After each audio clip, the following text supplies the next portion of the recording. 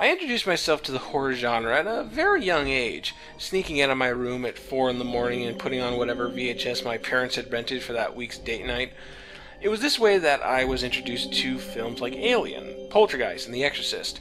I would also watch horror movies with friends during sleepovers, which is how I saw Night of the Living Dead, John Carpenter's The Thing, The Omen, the Nightmare on Elm Street series, and the Evil Dead trilogy.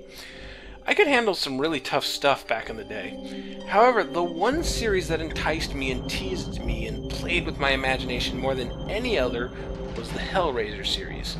And I didn't even see any of those movies as a kid, not really. I first saw Hellraiser when I was 12, but the series enticed me long before then. The posters and VHS art, those iconic images of Pinhead bathed in angelic white or hellish red, the commercials for Hellraiser 3 and 4 that aired during primetime television, the very fact that it was called Hellraiser left such an impression on my young, horror-loving, then kind of religious mind. In many ways, I looked at the Hellraiser films the same way its characters looked at those iconic puzzle boxes, unsure of the demons it would unleash, but having to open them anyway. But now, as an adult, what I find most interesting about the Hellraiser series is that, 9 films in, it still has the capacity to surprise me. It still has the capacity to release good horror films. Oh, there's some really shitty Hellraiser movies too, but there's no pattern in their quality. The Hellraiser series isn't like most series where each sequel is worse than the last, nor does it have any weird pattern like Star Trek where all the even-numbered films are good and the odd-numbered ones are bad. The Hellraiser series is completely scattershot in its quality, which in this case means I can still get excited every time a new Hellraiser movie is being released.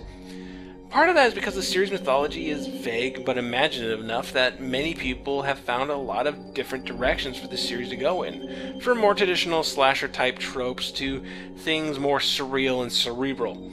Sometimes it wants to comment on the excesses of society, sexual lust, and moral debauchery through tabooish symbolism, and sometimes it just wants to scare the pants off you with monsters.